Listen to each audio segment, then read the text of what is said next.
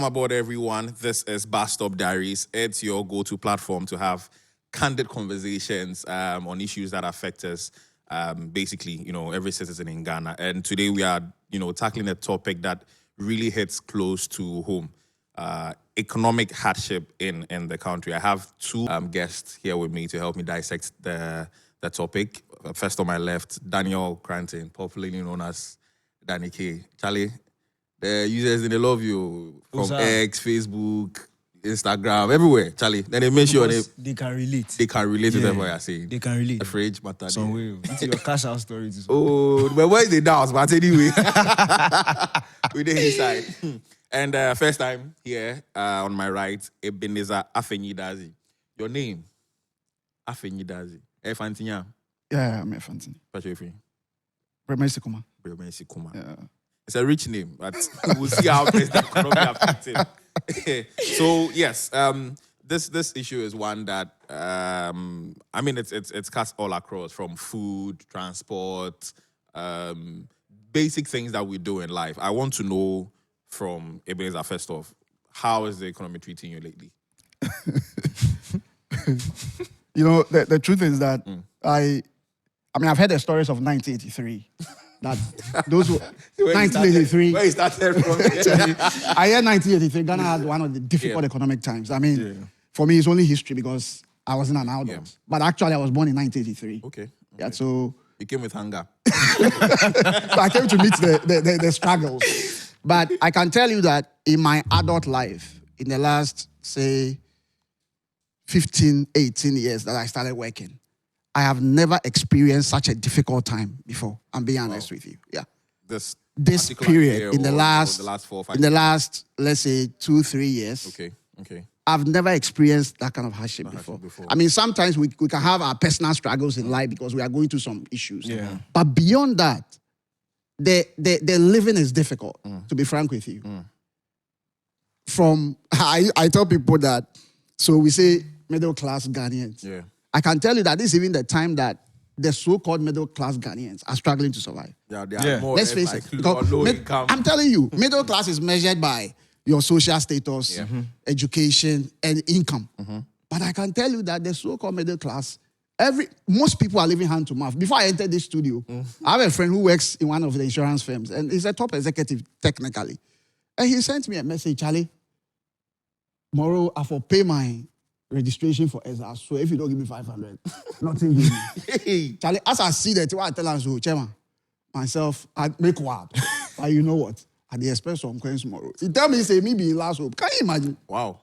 And that he's a working guy. And you see, the times are so difficult that it's even difficult to get help. Yeah. I'm telling you, because nobody's even those who have, they struggle to release because they don't know the next moment. There's not the time to cast your bread. I'm telling you. So right now, to gift somebody something or even lend somebody money, it's like taking the hair from your nose. It hard.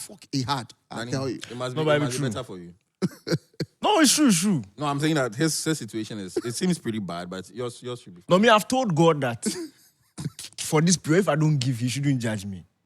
I've settled it. And me and my father, we are very close. You still give offerings, tithe? I give offering. Okay. But I have not increased the offering in a while. And he understands. You understand? As for the tithe, I don't play with it. But the offering, that one, it has been a certain amount since. Someone is complaining of 5 and 10 CDs, so I don't know if you. Oh, no. No. But the point is, you see, it has not increased in a while. That's the point. But you see, Eben made a very good point about the reluctance in terms of giving these days. No, it's true. And the reason, you see, let me just add something to it. It's not that maybe when somebody is asking you for something you don't have. But what is the guarantee within these times that the person will be able to give it back to you when they say they will be able to give it back to you? And we are just being real. So I can't make that sacrifice. You're not a bad person. I'm not a bad person, but I can't take that risk. It's just unfortunate. I can't take that risk. And Charlie, people are really, really going through it too. Charlie Moga, if I was having a conversation with one of my friends a couple of days ago, and we're talking about how life was like in first year. And I was telling him this story of when I entered tech first week, they were still setting up an account for me. So they gave me cash. to you manage the cash. Manage then the cash. when they will start putting it inside.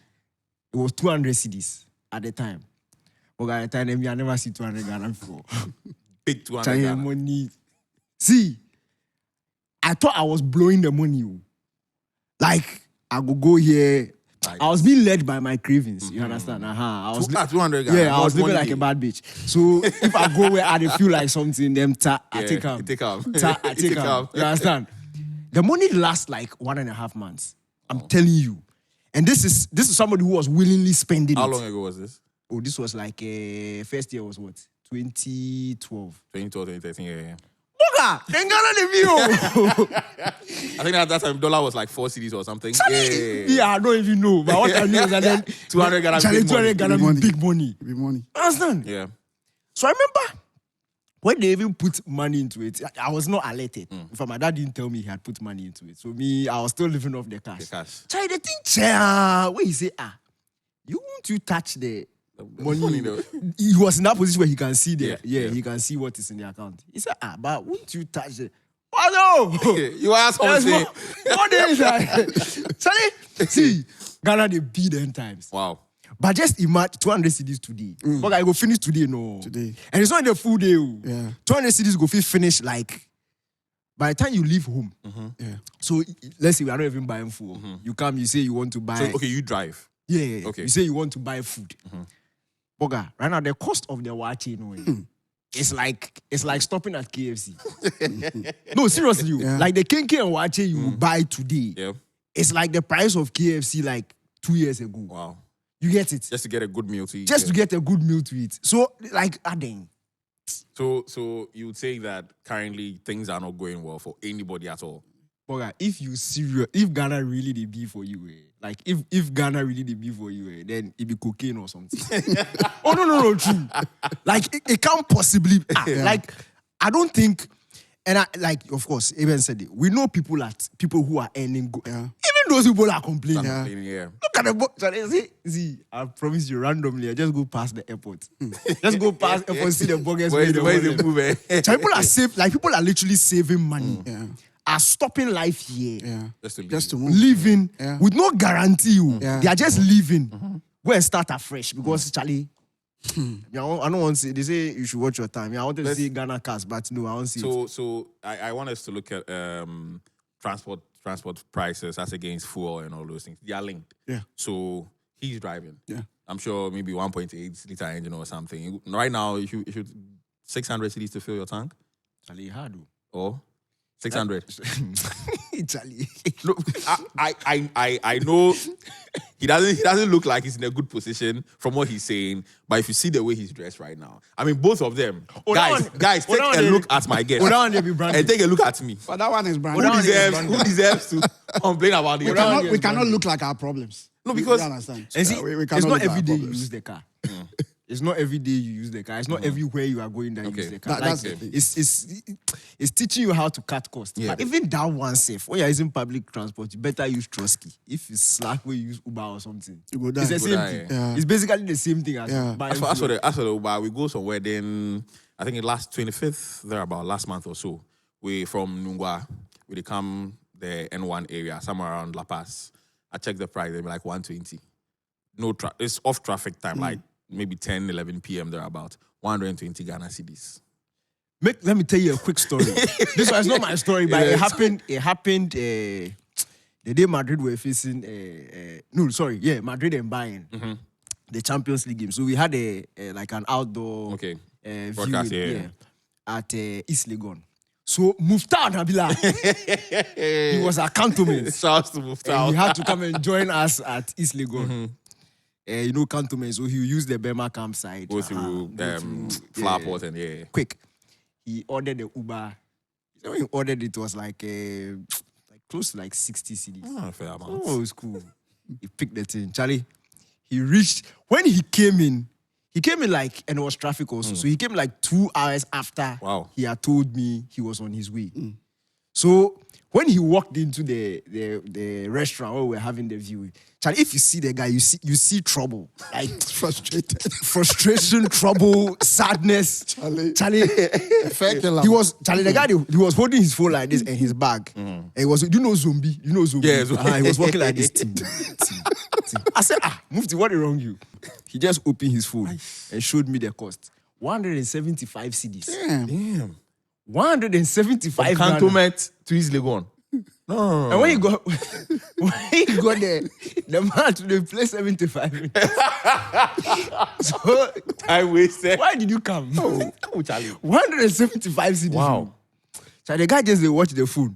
But the fuel thing is such a big issue. I mean, I drive to, my car is 2.0. And this week, I've driven just once on Monday.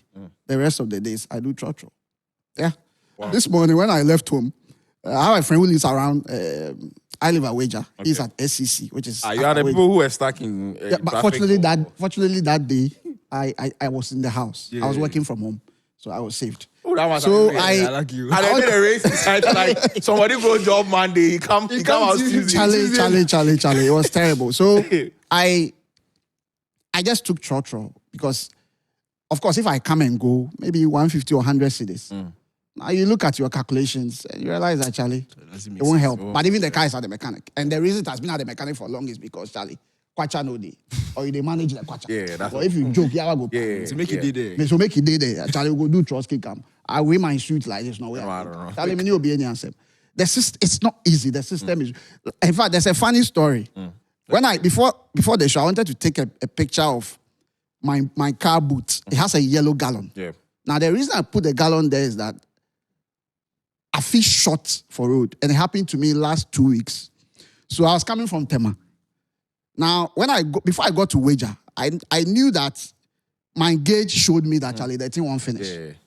My wife was sitting by me and said, Chairman, this thing will finish for road, make it buy. But you know what? The money then left my body behind the cities. In my mind, I won't do Takashi take catch house. Then I pack them and I will buy food. Then we take that money, do some one or two for house.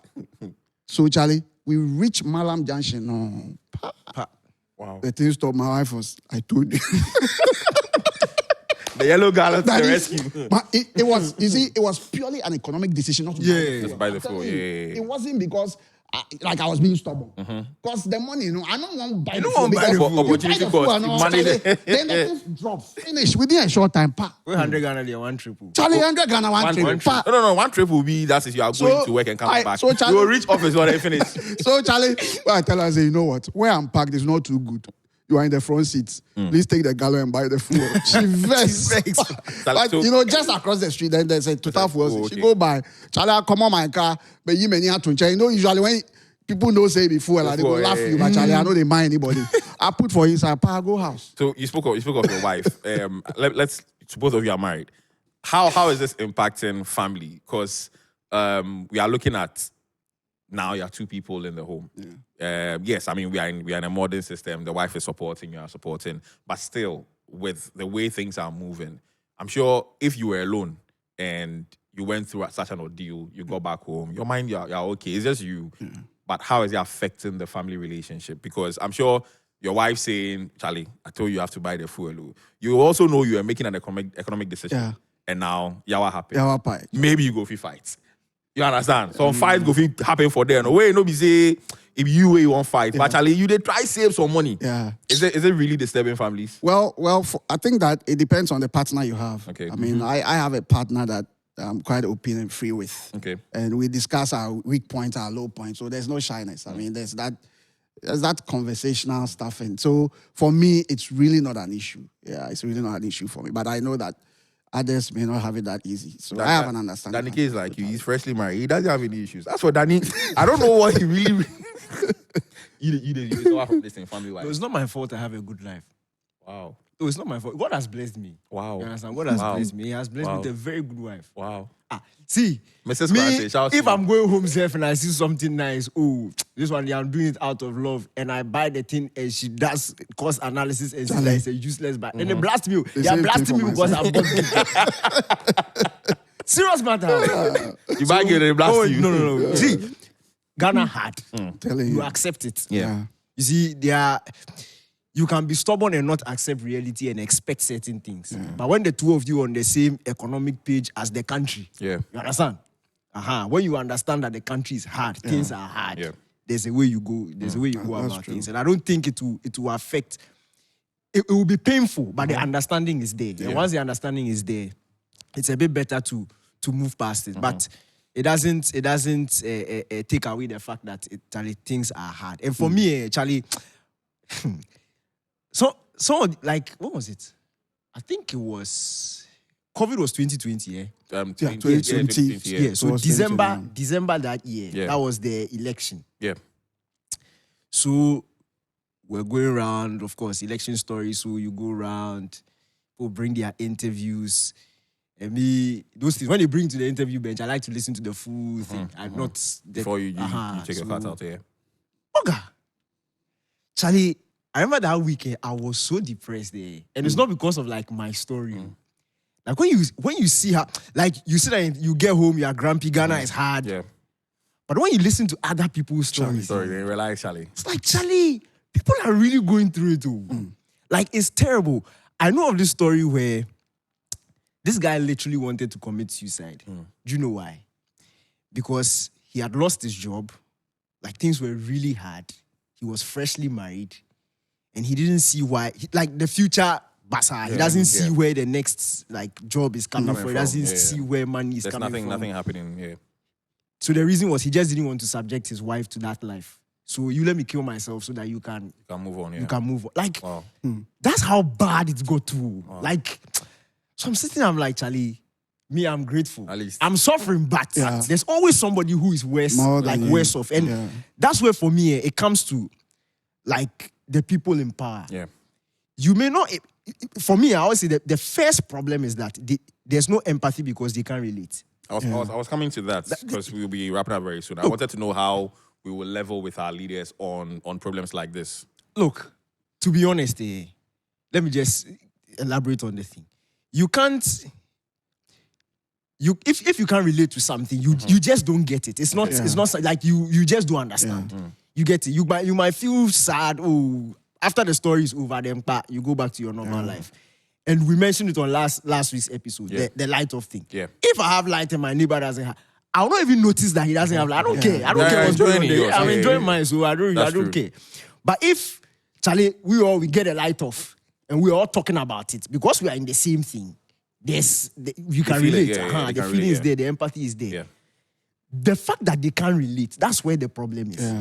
You're buying them fuel. When fuel prices go up, we are still buying for them. Yeah. So as for the tank, it will be full. He doesn't feel it. The light is always on. You are paying house allowance for them. Everything, like when they are roaming up and down, you are paying for everything. So where does he relate to you? If you say things are hard, how does he feel it? Is he getting paid at the end of the month? Yes.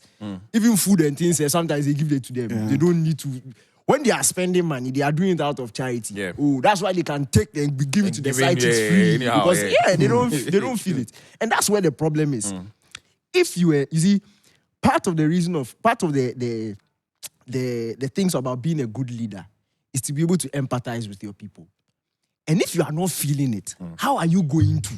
So we now, our system, there's something fundamentally wrong with the system. That you come and beg me for power. I give you the power. And that power is even more than power. It's power, enjoyment, everything. You are living the dream. And I'm there, and I'm there funding your dream. And I'm begging you to make life better for me whilst you're enjoying. After the 4 years, somebody else will come and live that dream. All right. So, Eben, what are my final words? I think that's just the main point. And, I've never been too careful even with basic things such as food before in my life like this period. I'm telling you. Sometimes even like almost 2 spoons of something, you want to keep it. And my wife, she's a caterer, so for her, they teach them you don't waste anything. So sometimes even small food, you want to keep it. And the next moment, you can hit it and eat because, Charlie, the calculations you need to do. I think the point Danny made is quite clear. The disconnect. The disconnect, yes. The disconnect. And that's the bigger conversation. And it's a problem. I also feel that they don't even get that the servant leadership. They rather see themselves, I'm the master. And it's like you are rather the servant. So our leadership, I call Ghana an upside down republic. Like we've turned everything over its head. And I don't know when we are going to solve it.